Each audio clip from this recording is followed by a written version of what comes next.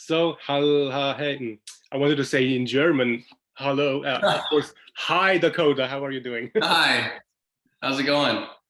Very well. Thanks so much for your time. No, thank you.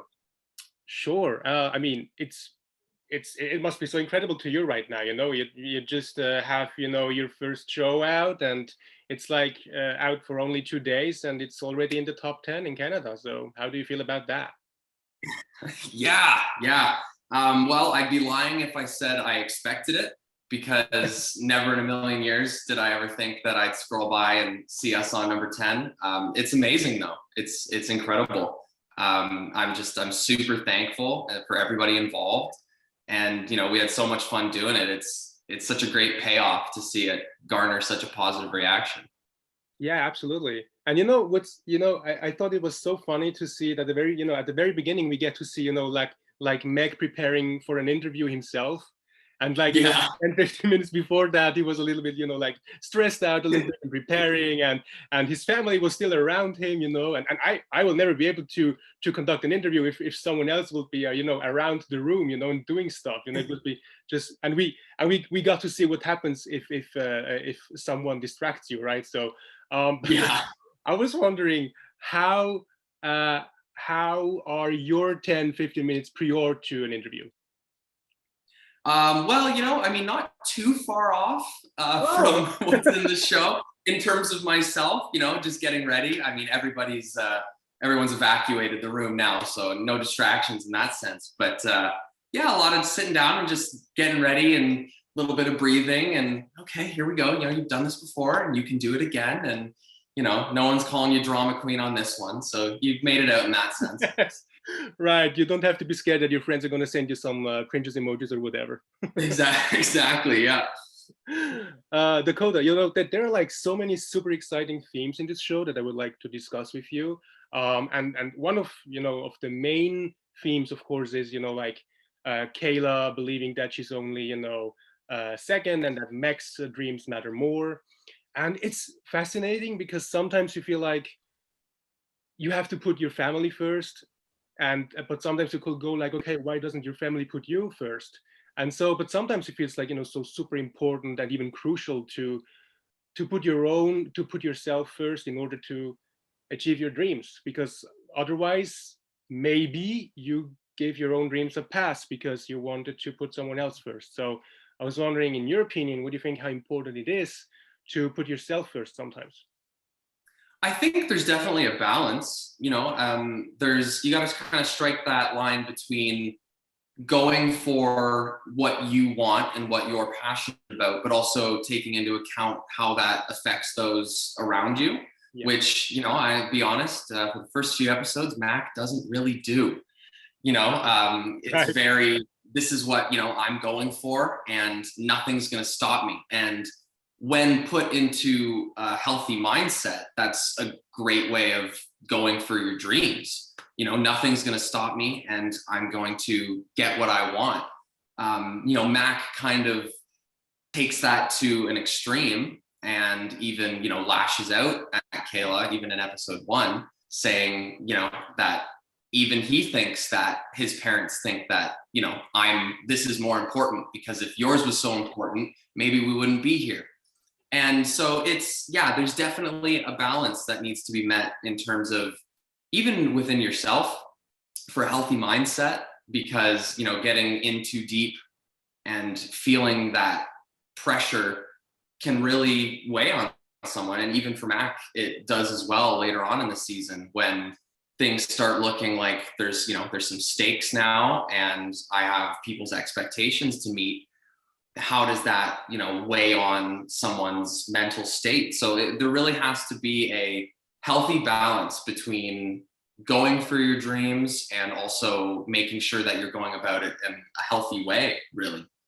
Absolutely, yes, totally. And there's also, a line in the show that is very similar to that dilemma, and it goes like, "Say what you want and not what you think you have to." And this, of course, is so true, and it also reminds me of myself a little bit, because when I was, my teenage years, or even in my early 20s, to be honest, very often I said what others wanted to hear, but I don't wanted to say that, and then of Mhm. course you end up doing stuff that you don't want to do. I mean, it doesn't matter when when it's about, oh, let's have a pizza today, and in reality you want to have a burger. That doesn't matter. Yeah. But when it comes to to like bigger life decisions, it will be just horrible to because one sentence could actually change so much for you. So I was wondering, did you had to learn that as well, to truly say what your opinion is on something? Yeah, oh, definitely. I think, growing up, that's something that, a lot of people kind of encounter, especially when it comes to, your later teenage years when you're kind of figuring out where do I want to go from here? And you need to make sure that, when something is set in stone, it's what is going to be, best for you. And, it takes a lot of, courage at first, because you grow up with the mindset of like, I am, I'm always having, be it parents telling me what to do, parents telling me what's best for me. And you start taking all of that stuff and sort of thinking on it yourself. And, within thinking on it yourself, you kind of sit there and you go, okay, everyone has my best interests in mind, Mhm. but now I need to sort of come to terms with the fact that the decisions I'm going to start making are going to matter. And I think what gets to a lot of kids is that pressure of, oh man, these decisions are going to matter. And, as much as they are, you need to take a step back and realize that, if you're going about it in the right way and you're taking into account what is best for you and what is best for those around you, it becomes a little bit easier, because that you're taking all these pressures and you're sort of evaluating them and seeing that, they're there, but they're there for everybody. And, they're there for you to overcome. And that's just sort of a step in growing up. And it was a big thing, because I even needed to choose, well, I've been playing hockey for a long time, and it's kind of tough to go to auditions while I'm playing. So Right. where do I go with this, And so at the time I thought, well, I always wanted to act. I always played hockey, but I always wanted to act. So I thought, you know what, this is what I got to do to pursue it. And I'm okay with that. This is what I have to do. So hockey kind of, got pushed to the side for a little bit. And for some reason, it all came full circle. You And here see? we are today. And it's amazing. Yeah, it's awesome. Absolutely. So it was definitely the right choice to go, right, to do.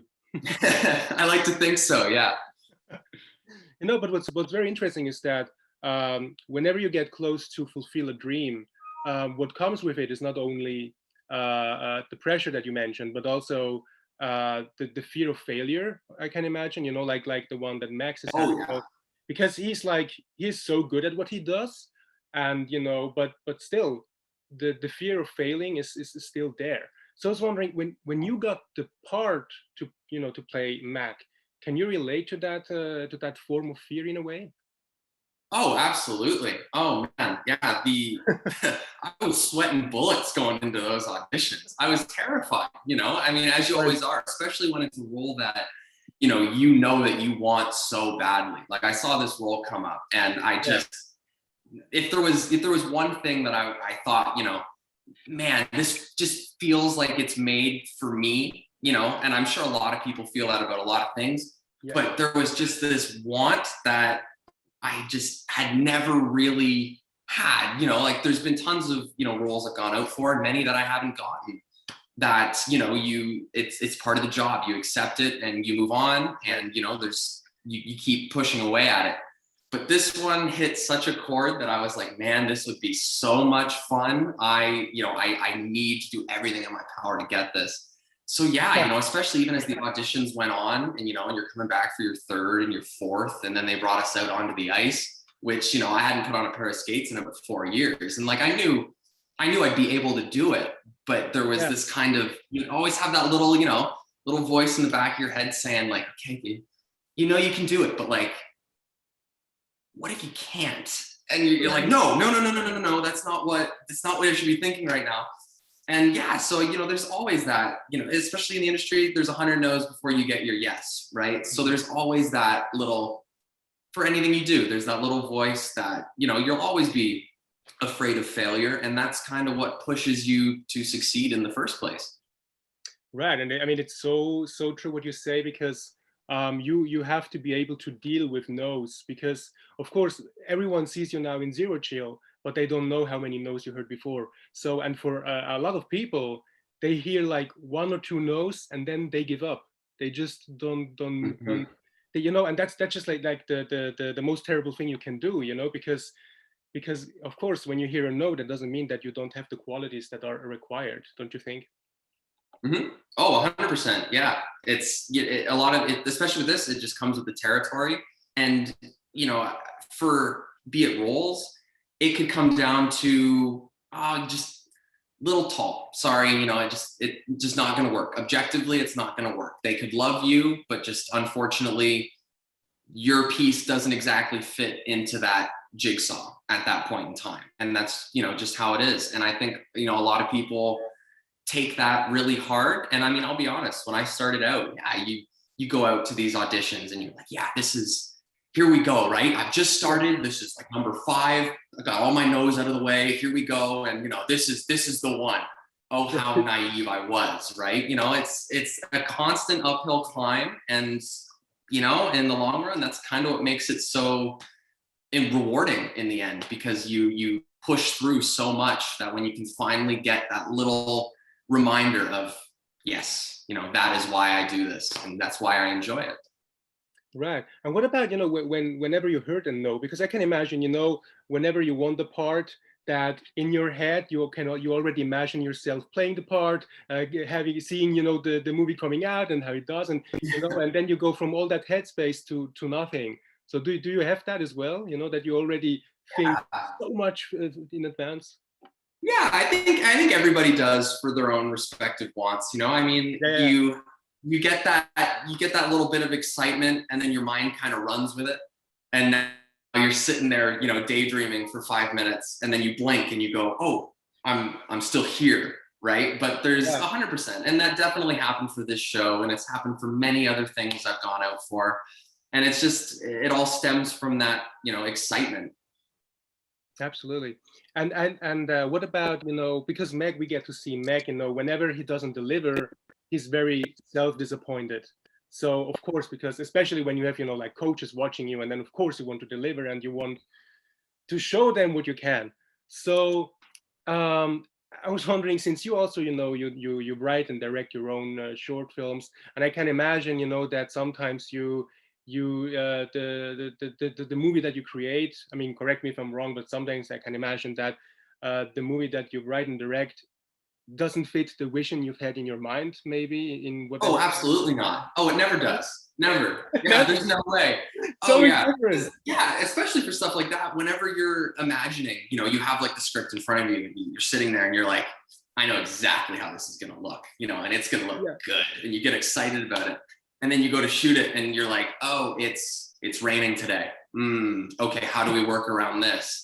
And, for some reason, with all of the, trials and tribulations along the way, I mean, I personally, I've one completed so far, and that's not for lack of trying on the many, many years before that.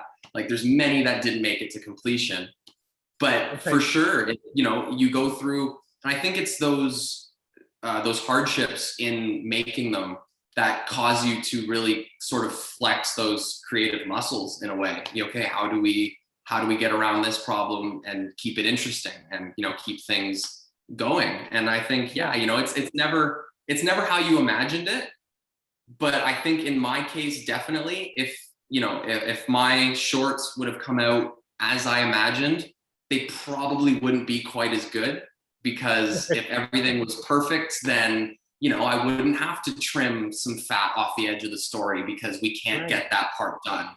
But now your pacing's better, so you lose some things and you gain the others. And I think so far the gains have been much better than the losses in terms of creativity, for sure. Absolutely. All right. That's good. That's good. And whenever Yeah. you develop in that, that's a great thing. Oh, definitely. My last question to you would be, like, um, the because Mac goes, he has like a phase where he questions his passion if hockey is really the thing he wants to do. So I was wondering, did you ever, question your passions? Whether it's hockey, acting, directing, or writing? Yeah, I mean, it's a lot of a lot of that stuff comes with sort of learning what your passion entails. For hockey, I played it, for a long time. I, traveled around Ontario for it. And I never, it's funny, my family always said, if you want the NHL, we can make that happen. We know you just need to want it, right? Like that's all you got to Yeah. do. And that was never my like, yeah, I don't know if that's what I want to do. Cause always, there's just that little thought in the back of my head, remembering all way back when, I watched like Indiana Jones for the first time. And I was like, I want to be him. I want to do that. And that never left. So that little spark for acting never changed in that way. And, I mean, going through those 100 no's, you definitely get those points where you're like, oh man, maybe this is why, everyone says it's so hard. And yeah, they're right. It is, and it's that sticking through those low points where you're like, man, is this for me? Is this Yeah. what I'm going to be able to do? Or, am I not going to be able to make this happen? And, whether or not it's a rational thought or not, everyone's going to get those at some point. And, I think had I not had those moments of questioning, I don't think I'd truly be able to appreciate where I am now, because, knowing that I stuck through that and now I finally have that little spark that says, yes, this is what you're going for. And now that I'm finally, getting to do some of that, it's incredible. Ah, Dakota, that's amazing. Seriously, congratulations on your way. You're about to explode. Oh, thank you so um, much. it's a very, very, very, very nice show, and I wish you all the best for that one, of course, and for everything that comes after this. And thanks so much for your time for doing this with us today. No, thank you. Thank you for everything. It's been a pleasure.